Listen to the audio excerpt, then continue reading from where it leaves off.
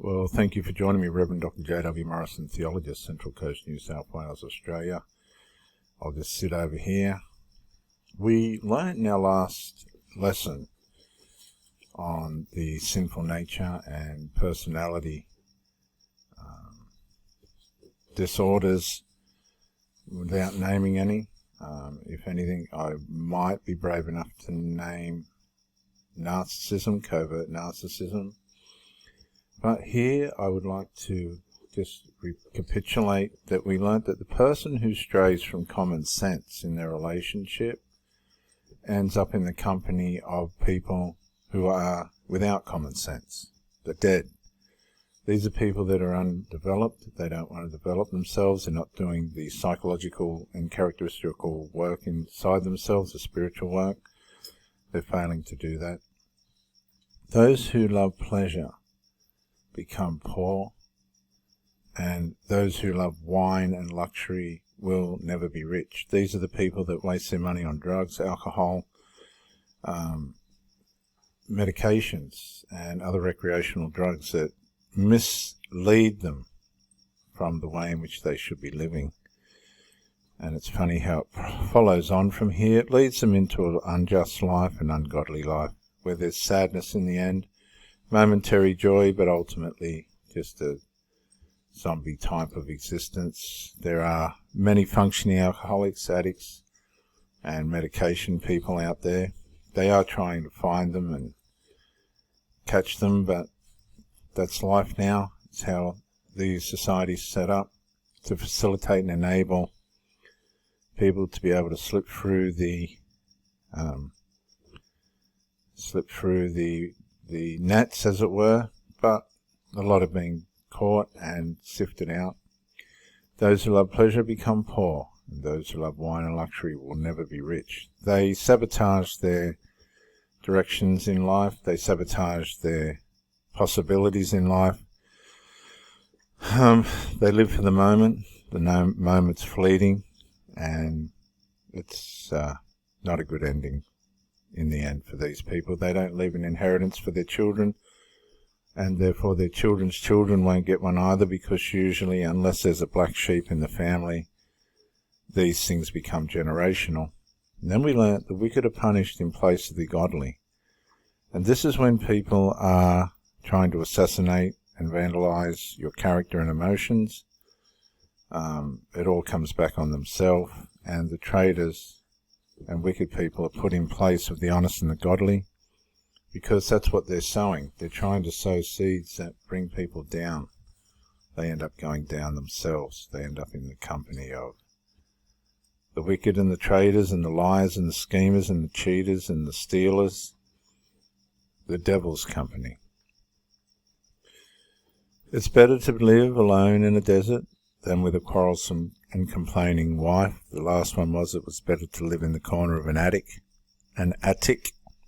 A-T-T-I-C, than with a quarrelsome and complaining wife. This goes to show that you can marry a covert narcissist. That's a narcissist who's acting in a covert manner. They're not showing their true characteristics and identities. They are, and I've married one of these. It's horrible, really horrible.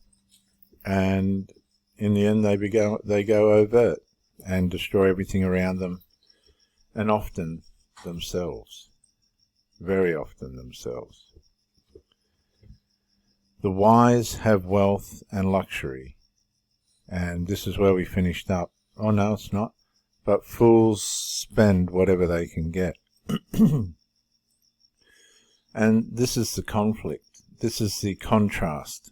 The wise use their wisdom to gain wealth and luxury, while the fool use whatever they can get on whatever they can get. They don't think. And that's usually this lot, where those who love wine and luxury will never be rich. And of course I'm sure we finished with, whoever pursues righteousness and unfailing love will find life, righteousness and honor. And we spoke about how people who pursue unrighteousness and dishonor will end up with a love that fails and a life that is spent on whatever they can get. It just doesn't lead anywhere. It doesn't go anywhere. Verse 22 of Proverbs 21 says, as we begin this session, the wise conquer the city of the strong,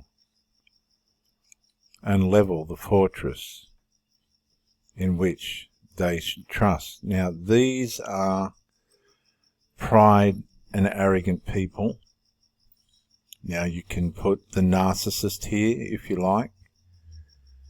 And what I've learnt is the more knowledge you have about narcissism and personality disorders, you will be able to conquer. If you learn about these things, and when you run into these people, they're going to be covert, and they're going to be using their narcissistic strength to try and conquer you and control you and manipulate you in all the different ways in which they do it. If you have the wisdom and the knowledge, you will level the fortress in which they trust. You will bring the narcissist down. You will bring the person with the personality disorder down. You'll bring the complaining, quarrelsome, covert, narcissistic, overt wife down. But only if you've got the knowledge. Only with the knowledge do you conquer the people that are trying to bring you down. I've said to many of my girls, you do not have the strength. You do not, and you did not have the strength to bring me down. And thinking they could bring me down, they brought themselves down. And I've warned them. Do not mess with goodness, because it will bring you down. They haven't got the wisdom. And I said, they haven't got the strength. I've said to them, you haven't got the strength. You're not strong enough to bring me down for everything you've learned in life and all your, whatever you're trying to do, and they're dysfunctional. You cannot bring me down. I'm too wise. I'm too learned. You cannot conquer me. I will conquer you in terms of unfailing love. And they all know it. They will never find me in another, because I loved as best as I could. Now, it may not have suited some of your devious plans, ladies, but at the end of it, you knew that my wisdom conquered your foolishness. And that's why you are where you are. You trusted. You trusted in the company of the dead. You strayed from common sense. This is what the narcissist does. And if you have the wisdom to see and know the narcissist strategies and tactics and the ways in which they keep you guessing by withholding, they withhold attention, emotional interaction, they'll use their body to keep you enthralled. And I haven't found a narcissist yet that's been all that good at sex or any different to a normal functioning lady. They do get a bit of a talk up on their sexual activities, but I disagree with that.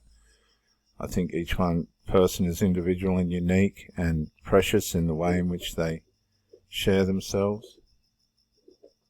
But when you've had the life experience, and early in life, I was fortunate to have lots of girls early.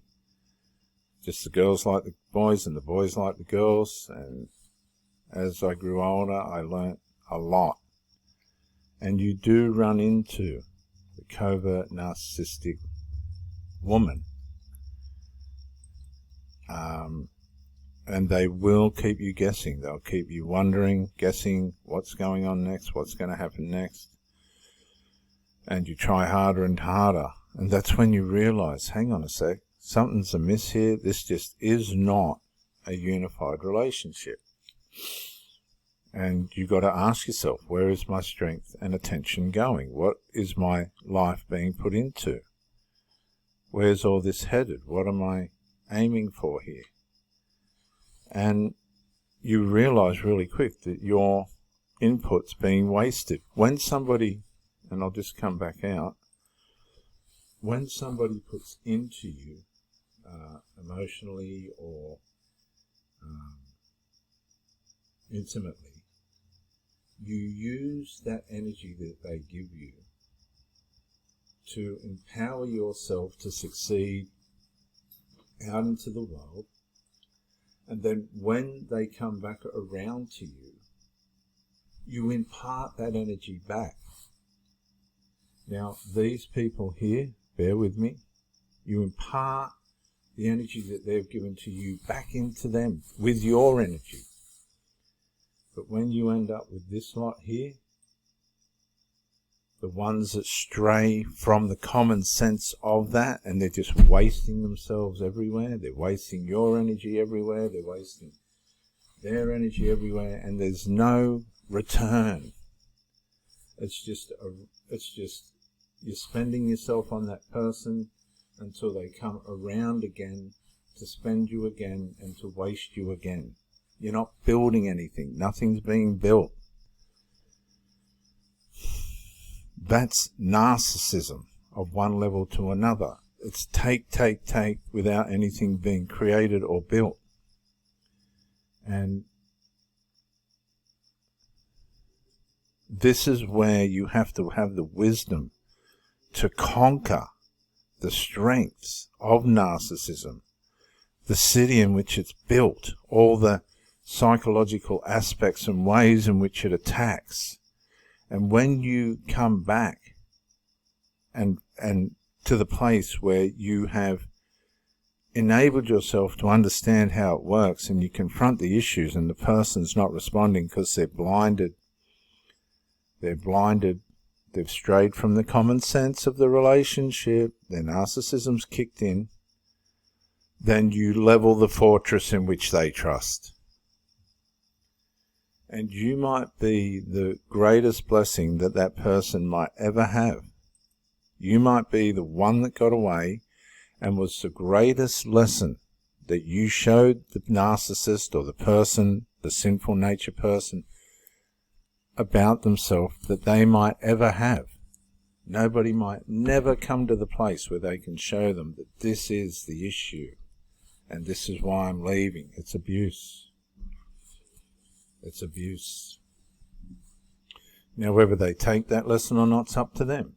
But all the lessons are there. The wise conquer the city of the narcissist and level the fortress in which the narcissist trusts.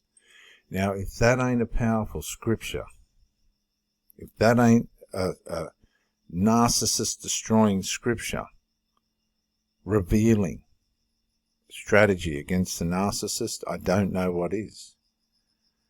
Because when you have the wisdom and you're able to understand and see the strategies of the narcissist, that is then you level the fortress in which they trust. And it's the greatest lesson you could ever give to a narcissist. And they'll thank you later. They'll hate you at the time, but they'll thank you later because you had the courage to show them what could help change their life and bring them back to their senses. I'm Reverend Dr. J.W. Morrison, theologist, Central Coast, New South Wales, Australia. Thank you for joining me, and bye for now.